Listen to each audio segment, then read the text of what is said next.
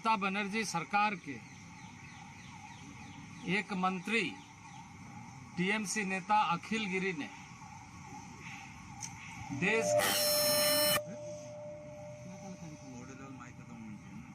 देश के राष्ट्रपति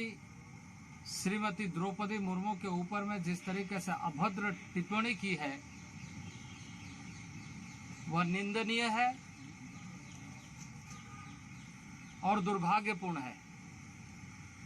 आश्चर्य की बात यह है कि पश्चिम बंगाल की सरकार, ममता बनर्जी की सरकार, जो स्वयं एक महिला मुख्यमंत्री है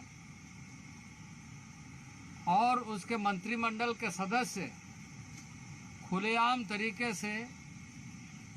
देश के महिला राष्ट्रपति, ट्राइबल प्रेसिडेंट के ऊपर में, आदिवासी राष्ट्रपति के ऊपर में इस तरह का अभद्र टिप्पणी, जिस टिप्पणी को चाहे जितनी भी निंदा की जाए वो कम है। और इससे यह बात स्पष्ट रूप से झलकती है कि पश्चिम बंगाल की सरकार इस देश के 10.5 करोड़ जनता, आदिवासी जनता की भावनाओं को आहत किया और देशवासियों को, देश के लोकतांत्रिक परंपराओं को, लोकतांत्रिक मूल्यों का हनन किया है। और इस मामले में ममता बनर्जी को स्वयं अपना स्पष्टीकरण देना चाहिए कि उसके मंत्रिमंडल के एक मंत्री, टीएमसी के नेता अखिल गिरी ने इस तरह का बयान किसके कहने पर दिया है और यह किस तरह की बयान देकर इस तरह से अपमानित करने का, अपमानजनक शब्दों का प्रयोग करते हुए न केवल महिला राष्ट्रपति के रूप में, ट्राइबल राष्ट्रपति के रूप में, बल्कि देश का अपमान कर रहा है। हम सब जानते हैं कि राष्ट्रपति का पद राजनीति से ऊपर होता है, देश का सर्वोच्च पद होता है और दुनिया के लिए भारत का प्रतिनिधित्व हम देशवासियों का करता है। ऐसे पद का आलोचना करना, मैं समझता हूं कि इस देश के लिए, इस देश के जनता के लिए बहुत ही दुर्भाग्यपूर्ण है। मंत्री के बयान न केवल इस देश के लोकतांत्रिक मूल्यों का हनन कर रहा है, बल्कि अंतर्राष्ट्रीय छवि को भी खराब करने का प्रयत्न किया है। और इसलिए मैं ये कहूंगा कि ममता बनर्जी को, ऐसे मंत्री को तुरंत अपने मंत्रिमंडल से बर्खास्त करना चाहिए और इस तरह के बयानों के लिए देश के सामने माफी मांगना चाहिए। आप सबको इस बात की जानकारी होगी कि दुनिया में जो एथनिक संख्या जो कही जाती है, उस एथनिक संख्या की सबसे बड़ा आबादी भारत में रहती है। 10.5 करोड़ जनता ट्राइबल इस देश में है और दुनिया में अभी तक बताया गया कि इस तरह से जो नोटिफाइड जो एथनिक ग्रुप है वो 41 करोड़ के लगभग संख्या, उसका 30% से अधिक भारत नेतृत्व करता है।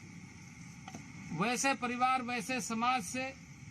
वैसे लोगों के बीच से एक सुशील, संवेदनशील महिला जब राष्ट्रपति के पद को सुशोभित करती है तो वैसे पदों पर ऐसे महिला को देख करके इनके अंदर एक तरीके से, जिसे कहा जाए, जलन होती है, एक तरीके से पचता नहीं है और ये डिहाइड्रेशन का परिणाम है। ये किसी न किसी रूप में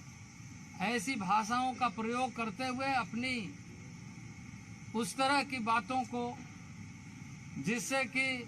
उनके मन में, उनके विचार में उनके चरित्र में है वो दिखाते हैं। और ये बयान स्पष्ट रूप से यह दिखाता है कि पश्चिम बंगाल की सरकार देश के आदिवासियों में और राज्य के पश्चिम बंगाल के भी आदिवासियों का शोषण करते रही। इससे बिल्कुल स्पष्ट हो गया है कि एक संथाल समाज की महिला जो आज ऐसे पद को सुशोभित करते हुए दुनिया का नेतृत्व कर रही है, भारत का सम्मान बढ़ रहा है। अभी कुछ दिन पहले अंतर्राष्ट्रीय स्तर पर कई देशों के ऐसे जो जनजातीय समाज कहा जाए या इंडिजिनस कहा जाए, आदिवासी कहा जाए, ऐसे लोग आकर के लगातार सराहना कर रहे हैं कि भारत ने अपने लोकतांत्रिक मूल्यों को किस तरीके से सुरक्षित रखा है, किस तरीके से मजबूत रखा है और किस तरीके से दुनिया के सामने बताने में सफल हुआ है कि वास्तविक रूप से भारत एक लोकतांत्रिक राष्ट्र है। और यहाँ प्रत्येक ऐसे लोगों को, ऐसे समाज को सर्वस्पर्शी, समावेशी और सबके साथ मिलकर के भारत एक है, इसका संदेश देती है। और इसलिए मैं घोर निंदा करता हूं कि शहीद दिवस के कार्यक्रम में जब वहां भाजपा का एक शहीद दिवस कार्यक्रम आयोजित किया गया था नंदीग्राम में, वहां अशांति घटाने के लिए, वहां किसी तरीके से घटना घटे, क्योंकि वहां की सरकार, वहां के प्रशासन, वहां के ऐसे गुंडे तबके के लोग लगातार कोशिश कर रहे हैं कि भारतीय जनता पार्टी के कार्यकर्ताओं के ऊपर में हमला किया जाए। वो इस तरीके से षड्यंत्र करके, इस तरह के बयान दे करके और इस तरह का हंगामा करके न केवल देश को अपमानित किया है बल्कि वहाँ के कार्यकर्ताओं को भी प्रताड़ित करने का काम लगातार कर रहे हैं। और इसलिए टीएमसी के मंत्री को तुरंत इस्तीफा देना चाहिए, मंत्रिमंडल से बर्खास्त करना चाहिए। और ममता बनर्जी जिसके मंत्रिमंडल में ये मंत्री है, देश के सामने माफ़ी मांगना चाहिए कि पहली बार आज़ादी के बाद यदि ऐसे महिला को मौका मिला है तो उसका सम्मान करते हुए देश के सामने माफ़ी मांग करके ये याचना करना चाहिए कि उसके मंत्रिमंडल के जो सदस्य हैं उन्होंने गलत किया है और उसको तुरंत बर्खास्त करना चाहिए।